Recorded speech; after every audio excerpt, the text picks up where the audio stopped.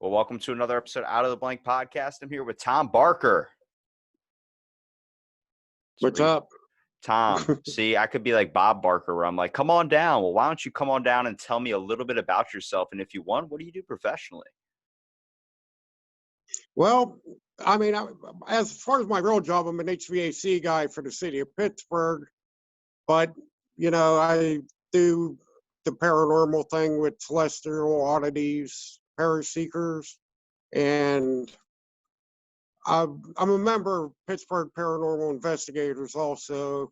I helped start that like 15 years ago. So, what experiences have you had that made you want to go research the paranormal? Because if you're going to research the paranormal, you have to have a belief in it, right? Yeah, well, actually, I lived in a house with my kids and my wife at the time. I'm divorced now, but we had a lot of activity. I would see full body apparitions. We had things flying across the room. Um, my kids heard a scream, and my neighbor said she used to hear screams coming from my house when no one was there. So it's been just that's kind of got me interested. I always like hearing about people's paranormal experiences, mostly because I feel like I've had a few myself. There's just some things I can't really explain. I know everybody comes across like if you're riding your bike late at night or you're out on the street late at night and you see like a shadowy figure and you're like, whoa, whoa, and you turn around and it's not there. But like we see movies like horror movies, every single one's based off demons, ghosts, or something. Like, is it hard to believe that there's another parallel or some other type of alternate universe or a plane of existence that we just can't perceive? There's definitely something. We live in the third dimension as human beings, but I've read and researched where through meditation you can get to like fourth level, fifth level, like all the way up to seven, and then you can either even travel in time or get to a different plane of existence. Okay, all right, you got to take me through the levels here. So, what would be level one then? I I don't ask me all the levels. I was just researching it a little bit. It's actually called the Akashic Records. I don't know if you ever heard of that. I've never heard of that. Yeah, well, that's kind of what it is. But Okay. like we live in a third dimension, but there's other dimensions we can reach, and I think it's possible they're on a different plane of existence. I see, like, because I always bring up like the example of it being like radio frequencies, like how like there's just different channels. I feel like more people are in tune to a certain channel, but I feel like even if you hear about all these psychics and all these people that kind of deal with or see something, I'm like, is it something reaching into our frequency, or is it somehow that people are able to be connected into another frequency? Like, I mean, it just doesn't seem impossible to me with the amount of information and amount of science and stuff we've started discovering. Like, I mean, every day is a new discovery. Yeah, I've dealt with psychics and people before, and they all seem to have the common denominator of they all meditate and they get into a different state, and somehow that helps enhance their power somehow. Well, even like we're talking about paranormal, for instance, like besides the experience you had with your wife and your kids at the house, like why did you decide to chase this down? Why was this something you wanted to do? You wanted to join a team and go after it. Yeah, well, like I said, my kids were fairly small at the time when this was happening in my house, so I didn't know what to do. So I started researching it just for protection to make sure. And then my brother and his wife were having experiences in their house. So we kind of got together then, like 15 years ago, and we started Pittsburgh Paranormal, and people started calling us, and we just started snowballing from there, I suppose. I think it starts with that movie. I forgot what it's called, but it's where the woman gets sucked into the TV.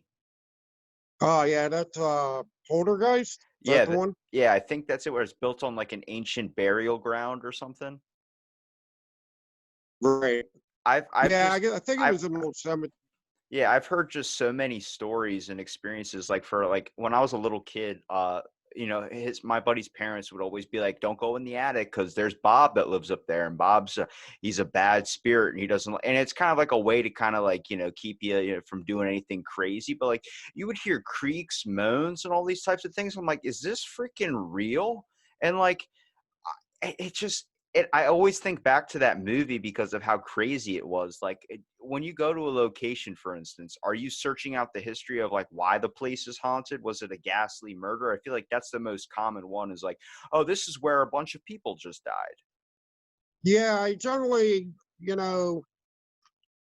research the property or talk to the homeowner or whatever, depending on what location I am. Try to get as much history as I can and then go from there. Like, even when you had your experience at your house, for instance, like, did you do any research on that to see what that could have been? Like, if you were going to explain the whole instance to me, how would you do it? Like, because all I'm thinking is that some toys and stuff started flying around the room, and I'm just like, hang on a second. Actually, if actually I researched the house and the property before the house was even built, because on your deed for the house there's a book and a page number, and you can go. I actually went in downtown Pittsburgh, and there's a records room, and you hand them your deed, and it gives you the page and book. They hand you that book, and then there's the previous deed, and then you just keep working your way all the way back, because that house is built in the early 1900s. Do you feel like all these older houses, like I have a fascination with older houses, mostly on the aesthetic appeal of them. I like the way they look. I like when you see moss growing on the side of it a little bit too. Everyone like kind of wants a newer house. I'm like, nah, just give me a classic one with some bricks and some stone on it, something that has character where I can feel like it tells a story. But like, all these people that buy these houses and they wonder why they're so cheap, and the next thing you know, they find out their house is haunted. Like, imagine you're about to purchase a property and you're about to buy the Amityville house and you have no clue and nobody is telling you. Like, I've heard only one experience of this, which was I had a comedian on, Steve Cantwell. He moved into a home, and he thought it was so weird because it was so cheap for the nice ass house. He's like, yeah, of course, I would love to buy that. He ended up moving into it. None of the landlords, any of those people, would come down and visit him and check out the property at all. And then eventually he was just like, well, there's something crazy and ghostly going on here. And he ended up moving out, and he called a lady and said, hey, like, here's the key. I'm placing it under the mat, and wrote a little note and everything. He came back to that house like 4 years later. The note was still there. Everything was still there. Nobody had come by and picked up the key, anything of that sort. And he couldn't even sell the house. It ended up getting turned into a bakery. And I'm like, holy shit. Like, imagine that. Like, being able to be around that, that'd be scary, but at the same time exciting to know that there's another thing out there. Well, see, this was a little dead end street. It was the last house on the left, but there was a guy up the road, and his family owned this house previously a long time ago.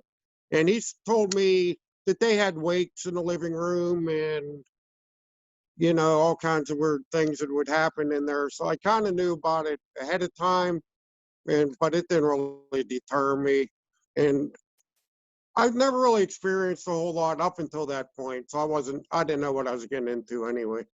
What have you kind of experienced afterwards, like doing some of your paranormal investigations? Like, what's one that's memorable to you? There was one that we did that there was an old lady that was raped and murdered in the entranceway, and the house sat vacant for a few years. And some lady picked it up real cheap, and she had a couple little kids with her. And she said she was having all kinds of crazy things, and the attic was a big problem. So I actually went up in the attic myself with all the lights off.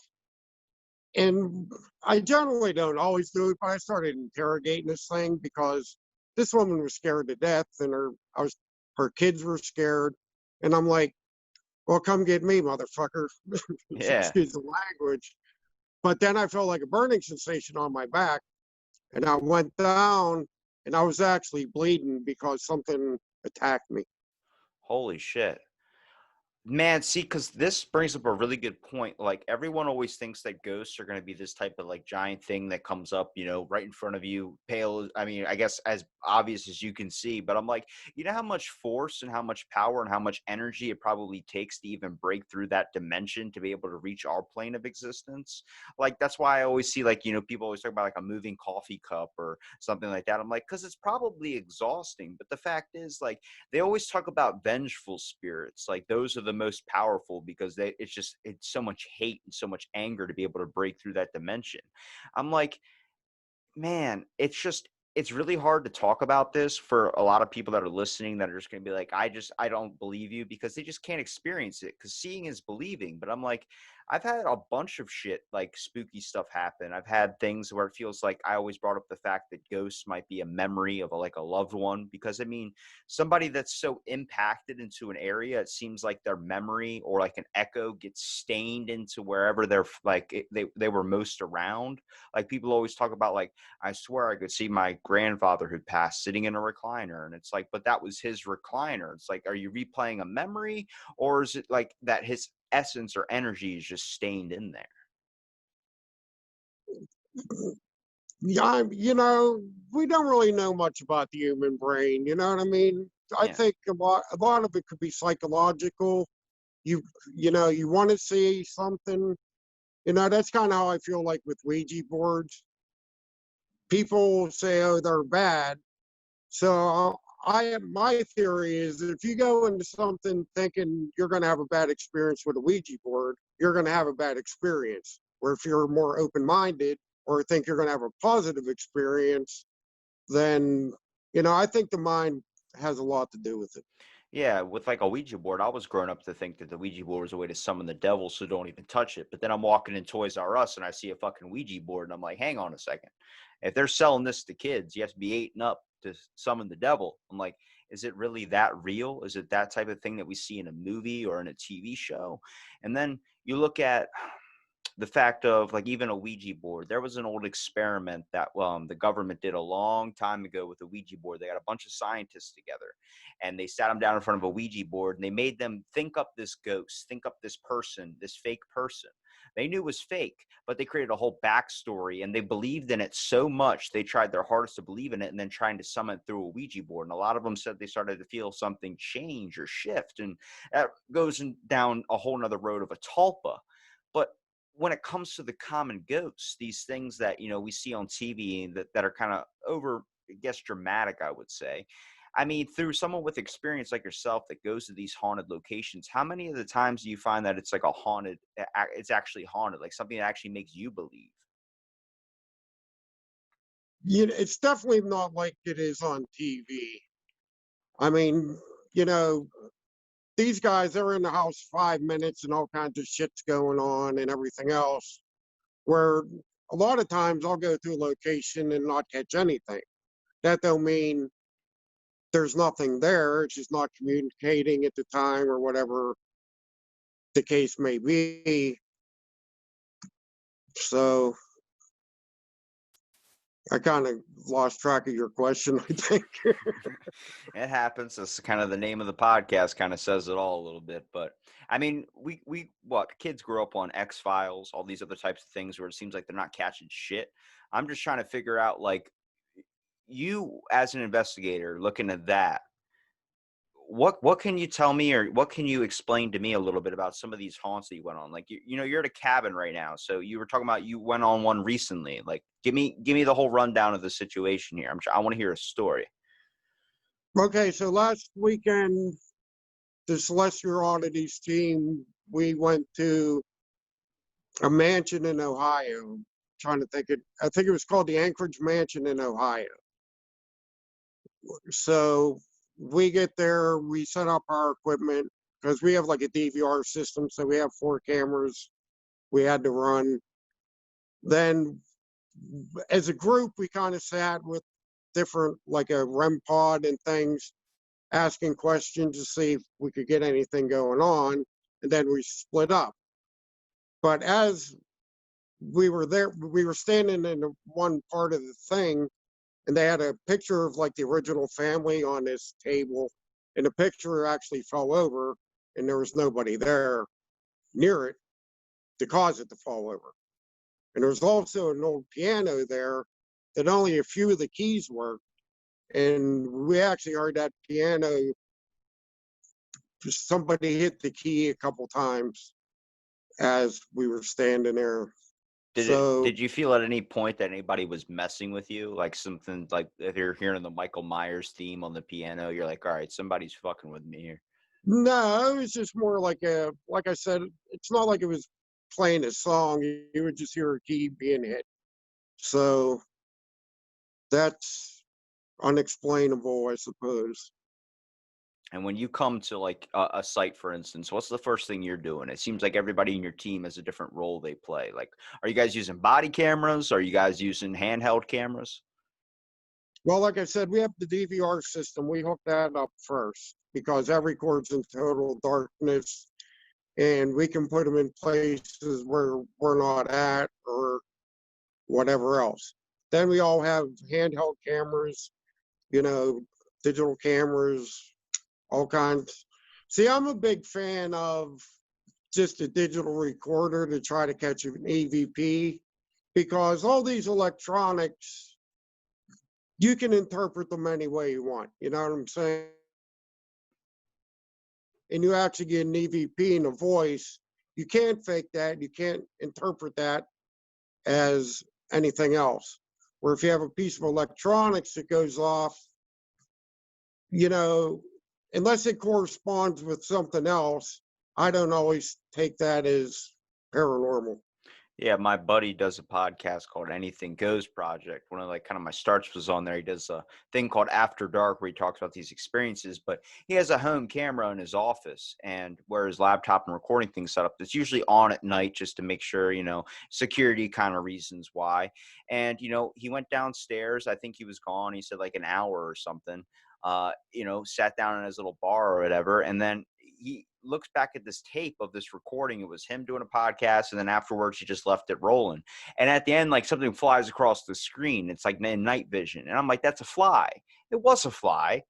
If he does, it believes me or not, it was a fly. But he played a specific recording of something where he went on a haunt, and it was with a little digital handheld recorder, no video, anything like that. It was just recording audio.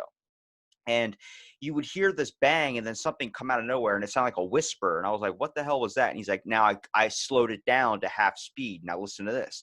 And he plays it and it sounds like someone just says, wait, like really loud. And I was like, holy shit. Like I got goosebumps. Like he told me that. I literally turned around and there's a wall behind me. So I'm like, whoa, like something like that. Like I know people use cameras because it seems like it's easier to be able to spot something through there or be able to see something kind of like it can pick something up that our eyes cannot. But I wish there was just a more credible thing to be able to explain this. Because I mean, besides people like yourself that are going out there and actually doing these and actually encountering these things, it's so hard to get somebody to believe in this type of stuff. I agree. Like I said, I've been doing this for a long time, and I don't go around telling people I believe in ghosts or you have to believe in ghosts. I tell them my experiences and let them interpret it any way they want. I'm not going to force my opinion on anybody. And I mean, it seems like it's a fascination as like kids. You know what honestly scares me is nursery rhymes. Those little things, they seem like they always go down like a dark, corrupted route. But like, for instance, with like Native American culture, dream weavers, like that was a big thing when I was growing up. Like, yeah, it'll catch your nightmares. Is that even like to think that that's a thing? Like that honestly seems a little bit more like I would say, you know, reasonable or at least quotable in my opinion that like dream weavers can actually capture like a spirit or something. Because we look at ghosts as ghosts, but they're technically spirits. Yeah, they're definitely a spirit. You talking like a dream catcher thing? Yeah, those dream thing. What did I say? Dream weaver? Yeah, I kind of figured what you meant, but do I think they do anything? No. You just like the way they look. They're pretty. Yeah, I mean, there's got to be some type of legend or, you know, somebody got to believe some at some point or they would have never. Look, when I But the was a Native when I was a American, child, that thing saved my life. You don't know how many times I was afraid to jump off the bed because I thought something was going to grab my ankles or roll me under there. I saw Pet Cemetery at the age of like 8. Fuck that. When that little boy came back, I was like, burn the house down, sell everything. It's okay. Move on. Yeah, I don't know. No movies are. I don't watch many movies. I mean, out of like everything, like even with just going into the paranormal, is that the one you find fascination with the most, or do you ever think on I guess, the realms of cryptozoology? I I'm right now up in a cabin in Somerset, Pennsylvania, and my brother-in-law swear he's seen a Bigfoot like a mile from where I'm at right now. He said, there's like a fishing pond type thing. He was there, and across the pond there was a power line, and he said it walked straight across, and he's seen it there. You know, so I believe I'm one of the people that don't disbelieve anything, but I don't. You like to I keep an I like open to ask mind, but questions. also bring up questions. Right. Yeah, I think that's a good way of being. Two things. First of all, you're in the middle of you're in the cabin in the woods basically somewhere, and somebody tells you they saw Bigfoot, and you're recording a podcast right now. What are you doing? Go out there and go get that Bigfoot, first of all. Second, when it comes to Bigfoot, I always bring up the point that I don't think it's one creature. I always say like it could be a race, only on the concept of a long time ago, before cell phones, before email, before MySpace, before the fucking messenger pigeon, there was a thing where people saw this giant hominid type creature in America, then also not even across the country in the Tibetan mountains, for instance. There are people that were saying the exact same thing in the exact same descriptions that they saw it, and it was known as a Yeti. I'm like, to think that these people had no communication, and to say that Bigfoot or whatever this race of being isn't real just doesn't make sense to me. I'm like, there's so much in the world left to like discover. Oh, definitely. I don't think there's a giant population of them, but I think there's enough that they can maintain a breeding population. And where these things are at, like right where I'm at now, if you gave me an hour, I bet you'd never find me again because I could vanish Yeah. and you would never find me in the middle of the woods. And these things live in there year round, 24 hours a day. They know what the hell they're doing. You know what I mean? I think they could avoid people. Yeah, people literally always bring up the question, like, if you could ask God or if you could ask somebody one thing, what would it be? And I'm like, I just want to know, with all the aliens, with all the paranormal, all this other stuff, I just want to know one answer. Like, is any of this true? Like, is there a purgatory? Is there, so much different things that, like, because nobody really knows. I mean, unless you've gone to the other side. But like, you ever read those cases of some kid that died and he went to heaven and met a bunch of angels? The next thing you know, it turns out it's a lie. I'm like, this is why it's so confusing. People just want to know answers, but the weird thing is, once we get the answer, we're not satisfied. The mystery is always the interesting part about it. Well, my dad, he's still alive. He's in his 80s now, but when he was like 47 years old or 46, he had a heart attack and died on a table 3 times. And they were about to pronounce him dead because he was actually dead for over 5 minutes. So he could, as he explains it, he remembers being in a hospital, and then he remembers just being a total peace and happiness. He didn't see any lights. He didn't, see any people or anything. But he remembers he was like total peace, no worry. It was like the happiest feeling he's ever had. There And I was about to say, there was a guy I used to work with named Bobby, and what happened with him was, he's a chef, but he told me he died 3 times, and I was like, how do you die 3 times? They were all at different time periods, but he was a first responder during 9/11, that whole incident. He ended up actually, something falling on him. He ended up like getting knocked out or something. He ended up actually dying, and they brought him back to life with CPR. But he said the weird thing was, when it comes to ghosts, was he believed in it 100%.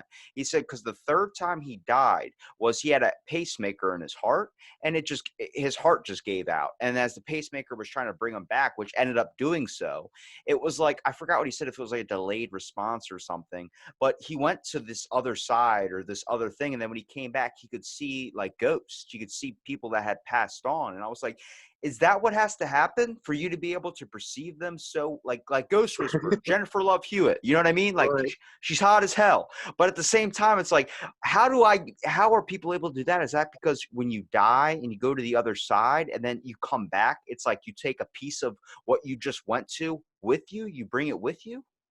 Yeah, that's a cool concept. I mean, you know, everything's so unknown, and just, we really don't have any scientific proof of anything.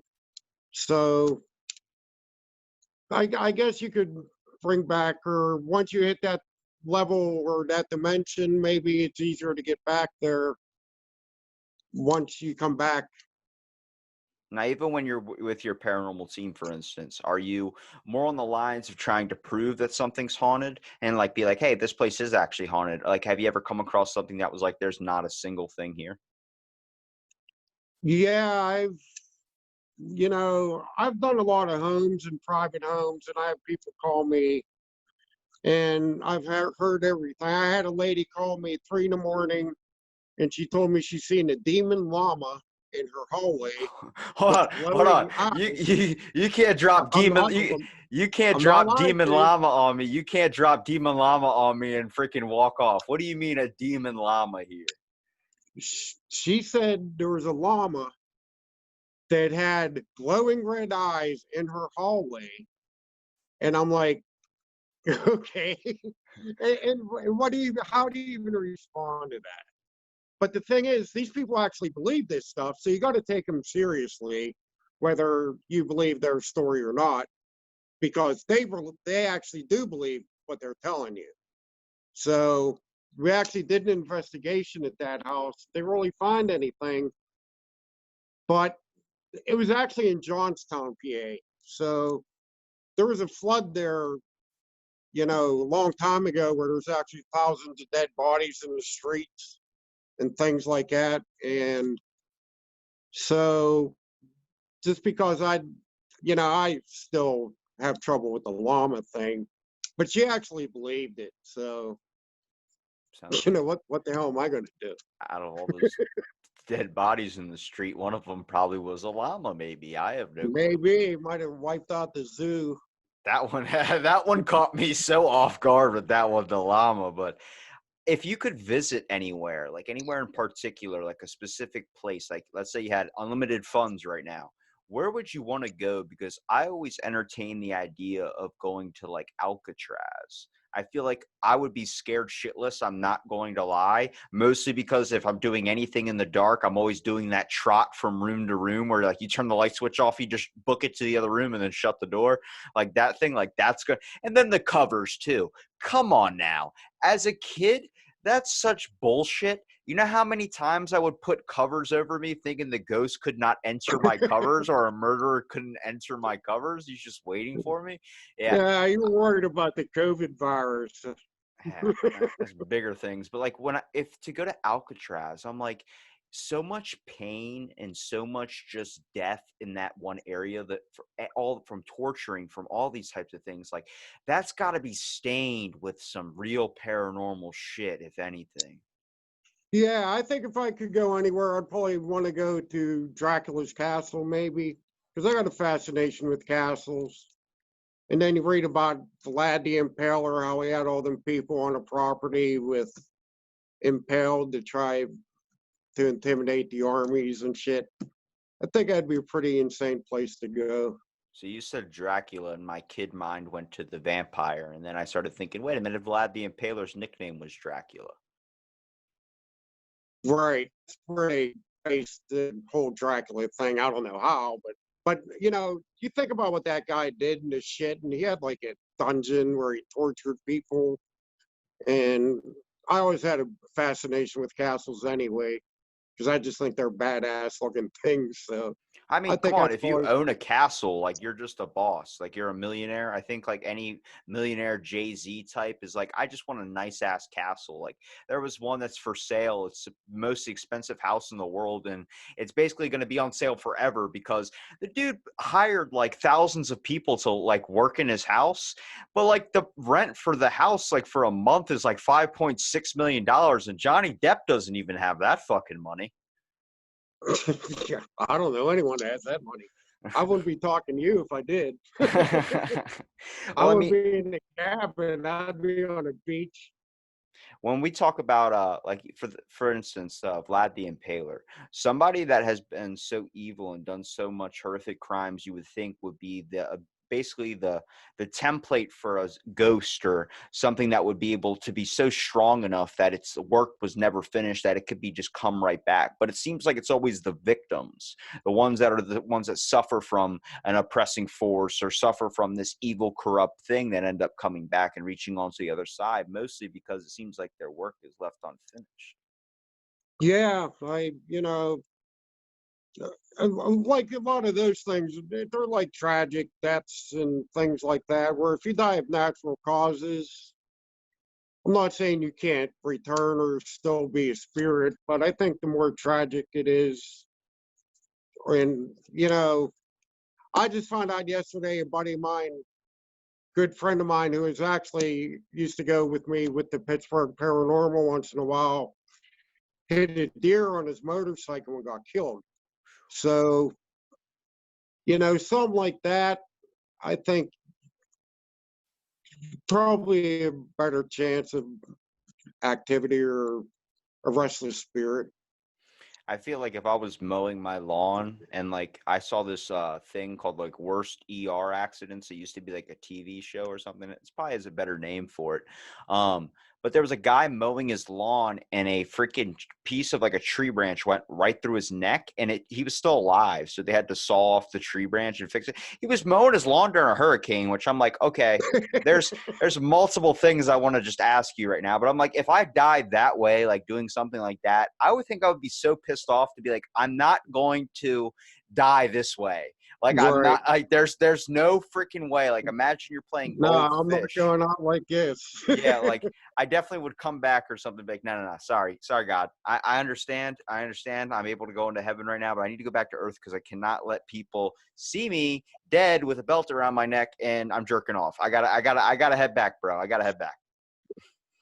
Yeah, that's kind of a funny story. I know a guy that he was married, but he OD'd, and his wife found him in the living room on a sofa with no pants on and porn and a fucking playing on the TV. So he must have been sitting there beating off and fucking OD'd while he was doing that.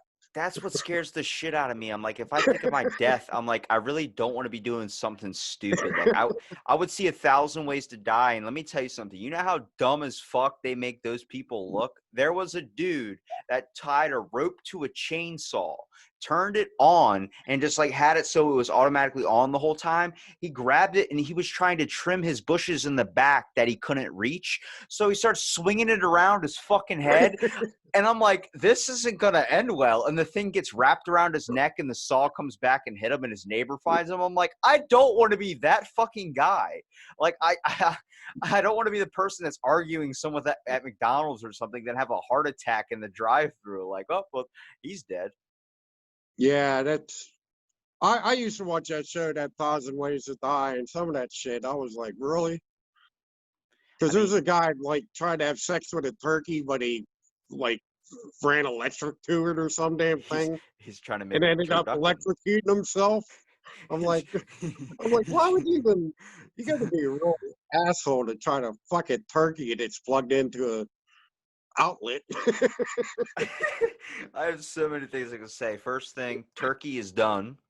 Uh, well, like, I mean, like for instance, I worked at a hotel. So surprisingly, a lot of deaths happen at hotels. I had never come across a single ghost experience, but I had come across some very weird deaths where I could feel like somebody could come back. You know what I mean? They always talk about a thing called Right. the lady in red, which is supposed to be like a prostitute that was killed, whether it was like on a road or whether it was killed in like a hotel room. I mean, have you ever come across like a haunted hotel or haunted something that you wanted to go to and visit? Like, because it seems like places say they're haunted, and that's what they make the money off of. It's like what are you, the Loch Ness, like that whole place, that area, they just profit off the fact like this is the home of the Loch Ness monster. It's like, but is it, where's the proof? You just have a bunch of things that are shaped like it. Right. Well, we just did Hillview Manor a month or two ago, and that was an old, um, it- I guess originally it's like for people that didn't have anywhere to go, like a poor farm and this, that, and then eventually turned into a old folks home. But they were saying there was over like 10,000 people that died in this building. And, some of them, if nobody claimed them, they kind of just buried them out in the backyard somewhere and stuff like that. So, you know, with that much death in a place, and we actually had quite a few experiences when we went there, and we're actually going to go back again in November. Well, what experience did you have that makes you want to go back? Because I mean, if you're going to go back to a place, you had to experience something you like. I was actually sitting in a room, well, like in an archway, and I looked down the hall and I seen something literally walk across the hall, and I like got up and ran right at it, but it was gone.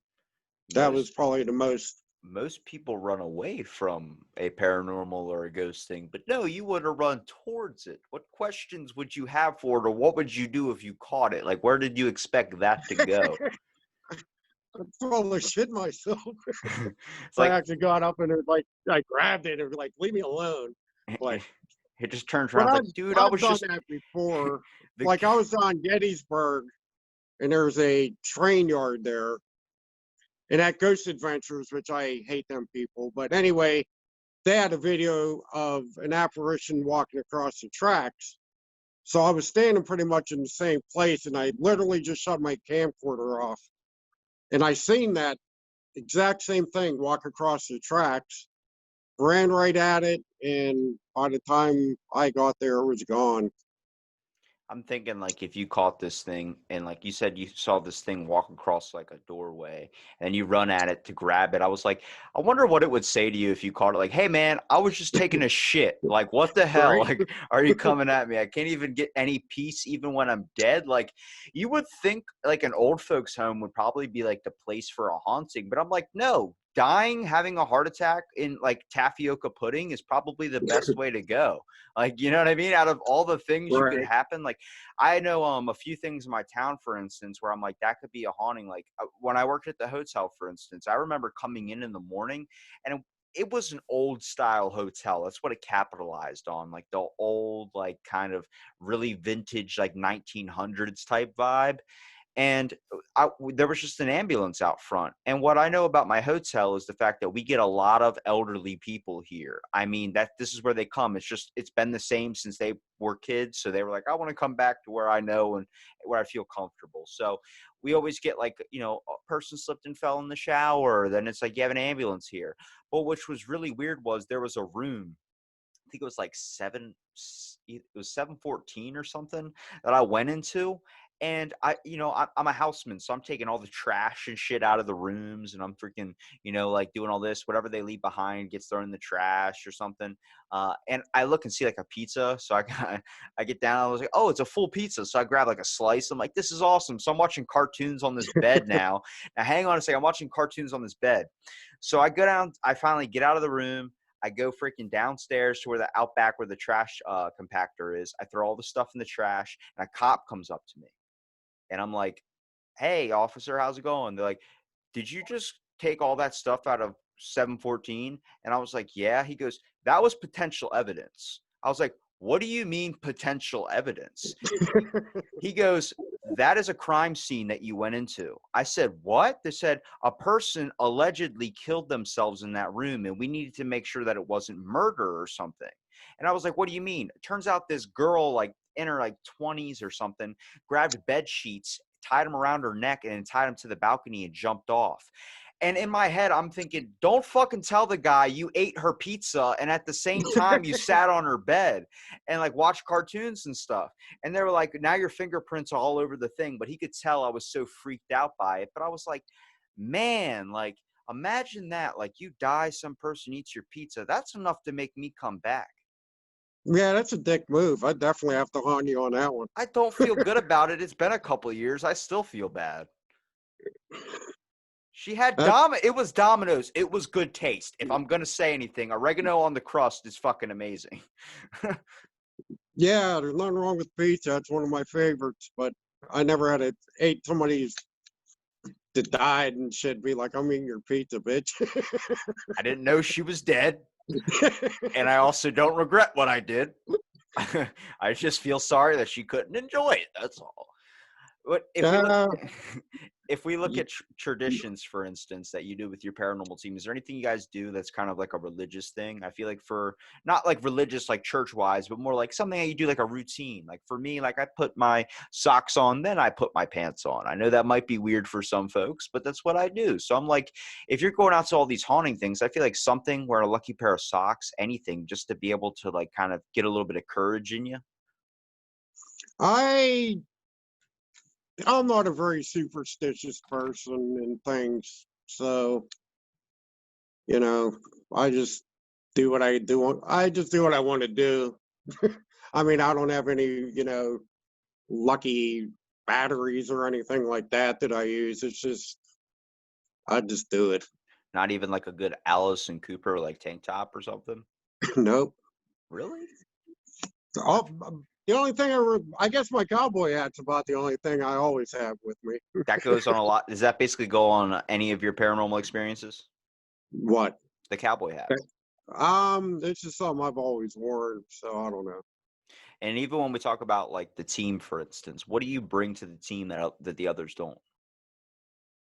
Um, Experience for one thing. I mean, well, most of the guys have been doing it for a while, but experience, I'm a pretty easy dude to get along with, and I'm not afraid to go up and talk to somebody, or if somebody calls or whatever. I'm very good with the public, I guess.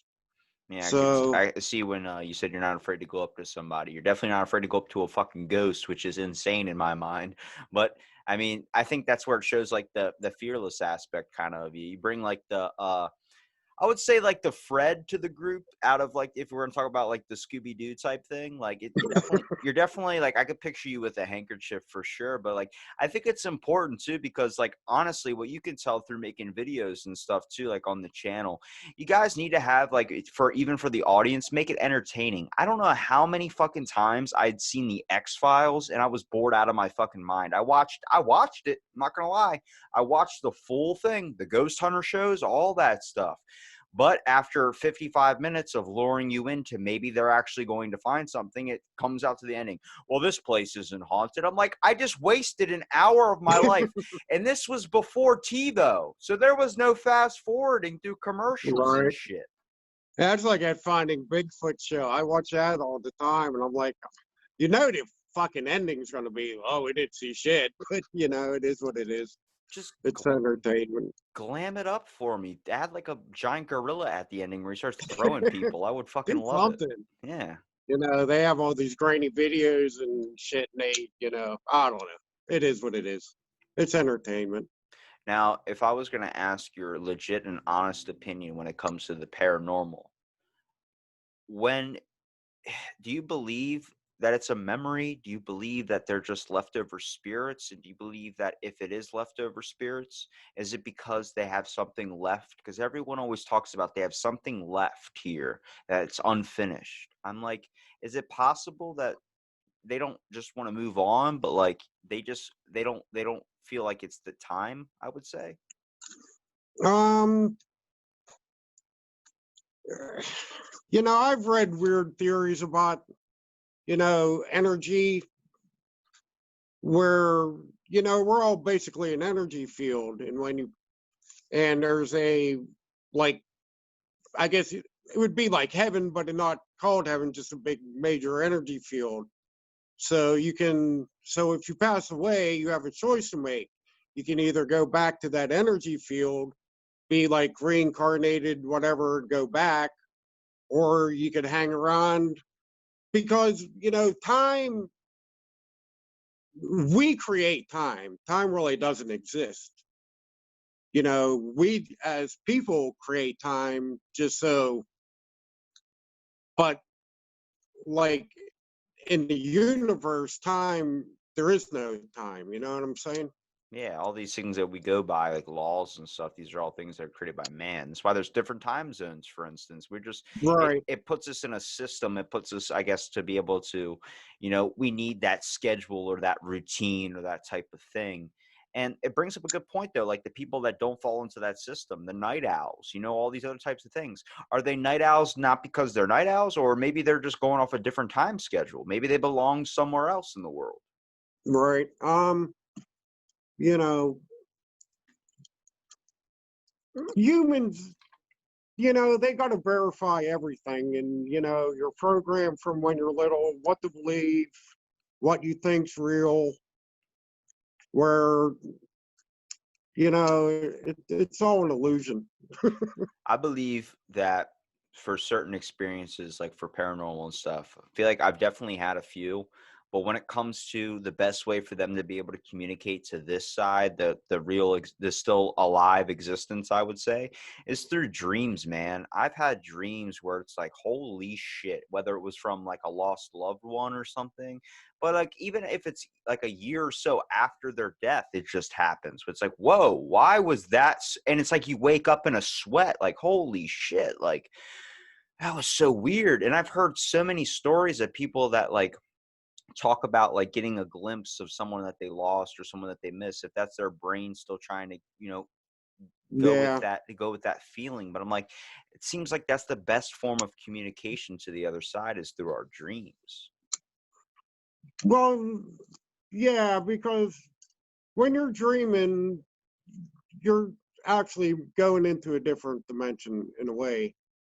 Like we were talking about earlier, you're using your subconscious mind when you're asleep. So anything is possible with your subconscious mind, where like right now, we're using our conscious mind sitting here. I see you, you see me, you know, that's reality, but it's a different dimension when you're sleeping. And I actually think you could get into a different universe or state or whatever you want to call it. Those are called oh my god, oh god, I can't believe I'm gonna forget the name of this. Oh no, it's one aeronautics is what it's called. It's like the movie Inception where the people go into each other's dreams. There's actually a thing called one aeronautics where people can actually enter in through your dreams and be able to affect your like the scenario that's going on in there. Helps people overcome nightmares and all these other types of things. It's like a form of like hypnotism, I would say. Right. I've had that sleep paralysis many times, and that's pretty crazy. It's pretty scary shit. I've had sleep paralysis, I think, once, but I've been woken up from like a sleep while I was sleepwalking. Have you ever had something like that happen to you? No, I never slept walk, but like sleep paralysis, your mind's awake. But you can't move your body. Right. Yeah, And I had been woken up when I was sleepwalking one time. I guess I just made it into bed, and before like my body could reset back to like its sleeping position, I had woken up. My whole room flipped. Like, I mean, instead of my doorway being like to the bottom left of my room, it was now at the top right, and like everything, all my objects in my room were all flipped around. My dresser was on the other side of the room. My whole mind, like it seemed like the whole thing just flipped, like I was in a mirror dimension or something. I'm like, if this is like the movie Doctor Strange and it's the mirror dimension, I'm fucked because I would never be able to get out of that if I tried my hardest. I saw that. I was like, this is where I wouldn't want to be alive. I'd just sit there and wait for help to come. Right. Like at sleep paralysis, I've seen figures and demons and all kinds of shit, but it got to the point, like the first few times I didn't know what was going on. But if you just like move your finger to anything like that, you snap out of it immediately. So I got to the point where I knew what was going on, and I would just focus on trying to move a finger or anything like that to snap out of it. But up until that time, I've seen figures. You hear these stories where people are in their bed and they claim they get abducted by aliens, and there's these, little creatures and shit. That's kind of what it's like, in my experiences, anyway. I really wish there was like a study that somebody was doing. There is, I hope there is, that somebody's trying to figure out a way to be able to use our dreams to connect to maybe this other universe. Because I brought up with Sean, for instance, my theory on sleep, which is like the REM sleep is when your eyes are shut and they're moving around. It's your brain looking for an alternative doorway, like an alternative universe that you slip into, which is your dream. But I'm like, if people can lucid dream, know you're in a dream, be like, holy shit, instead of dying by these sharks, I'm going to choose to have a Corona on the beach. Man, that's a bad choice of words. Definitely don't want to use that one.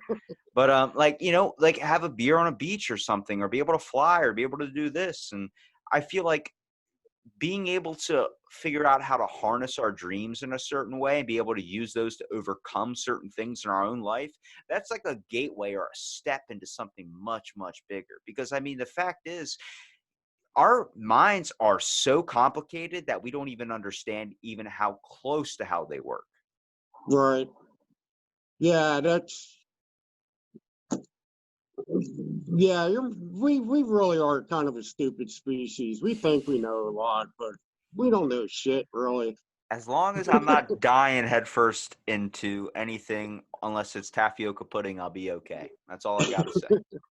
Now, if you could ask one thing from like a ghost, anything, a demon, anything, what would you ask them? I don't That's a even know. tough question. That's a good It one. is a tough question because I guess I'd probably ask, how long have you been here? Or, you know what I mean? Like, is it your eternity, or can you move on to something else? I guess. I would like to know what the winning numbers to the Powerball are. And he's like, even I can't give you that information. It's like, well, Right? then what are you good for? Yeah, It's like, that's I died and came back. What do you mean? This is some powerful yeah, shit. It's like, all right, yeah, but I don't have the answers. What do you hold on a second? Where do you stand? Do you put cereal in first, or do you put the milk in first? The ghost goes, I put the milk in first. Like, why the fuck did I get you out of all the people I could have summoned from this Ouija board? I get the guy that does the thing weird. right. Maybe you'll learn something. I think that's all what the world has to do is we have to keep on learning. We have to keep progressing and figuring out what's out there. And people like you, Tom, that are out there doing these investigations and doing these types of things. I mean, they're not only creating enjoyment for people that are watching that want to that don't either have I guess the courage to go do it themselves, but really want to know if something else is out there. For instance, like me being able to watch, like I would love to know. I would love that you guys come across something, you guys see something, and then show it to me so I can like I fucking knew it. And I think that's Right. important that people like you and the rest of the celestial oddities para seekers, that is a mouthful, are out there doing this thing because it's amazing work, man. Yeah, we really just want to be real about it. If we go somewhere, we're not going to make shit up. We're not going to play games. We're not going to be over dramatic about it. And I'm sure there's going to be places where we go and we don't get anything, and we'll just tell you, hey, we didn't get anything. We ain't going to, you know, create drama or things that aren't there. Yeah, and You got to people. be real about it because a lot of these shows, they just hear a little noise and they jump out of their skin and scream and run. I mean, that's all drama And as that's far as why I'm that's why I concerned. appreciate what you're doing, because the fact is you're being real with people. I mean, so many people would be like, "Oh, let's just add this, let's do this, let's do that," and get scared and then be fake about it. I'm like, no, fucking. If you don't find anything, that's kind of the point of going there. It's like, oh, hey, we didn't find anything. Sorry. It's like, You know, Right. people want to have that faith in you. They don't just want to. If you are literally tuning into a ghost show to see ghosts every single time, like they're gonna say, "Oh, this place is haunted," then you're buying into bullshit, because a lot of the times it's not haunted. But finding those ones and also sifting through the ones where you don't find anything, this creates the real experience. Like, this person's being honest to me. They're not lying to me. They're not like some dude going, "Ooh," in a corner somewhere. I'm like, no, they're actually experiencing it and letting you know if you're basically seeing through your guy's eyes, which is pretty amazing. Yeah, well, we want to just be real about it. It, I mean, Too much bullshit in the world, Tom. I get it. Too much it, bullshit. it's so, these shows drive me insane. I can't even watch any of them, but I'd rather go to 5 places and maybe just capture one really good thing out of the five and to present that, instead of, every place you got 18 things going on. I'd rather be real with one place and say, hey, we didn't get anything in these other 4 places. So I think that adds a lot of credibility too, if you actually admit that, okay, we didn't find anything. You know what I mean? Exactly. Be authentic. I like that. Yeah, because I mean, we could create drama, but that's not what we want to be different. Is what we You're want. freaking ghost investigators, not the Jersey Shore. You're not in it for the drama, okay? Right. Exactly. And Tom, I appreciate you coming out and doing the podcast, man. Please plug away the paranormal or celestial oddities, para seekers. Plug them, plug anything you want to when it comes to any channels where people can find you and be able to, see some of it for themselves. Well, we're on Facebook, we're on Twitter, we're all those social media things. We're going to try to get a YouTube channel going, and we're going to try to create documentaries. And we have a guy that's actually going to research everything and do a write up about the place, so you can actually read, the facts about it, whatever, and then we'll post whatever evidence we get from there. If you guys make baseball cards, I want a Tom Barker baseball card. Like how many evil llamas you've seen, how I many can send ghosts you you a beat up. picture.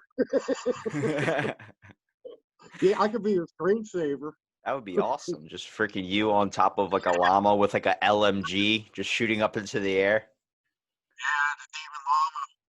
That'd be pretty cool. Well, Tom, I appreciate you doing the podcast, brother, man. Thank you so much for listening to this episode Out of the Blanket. Stay tuned for our next episode.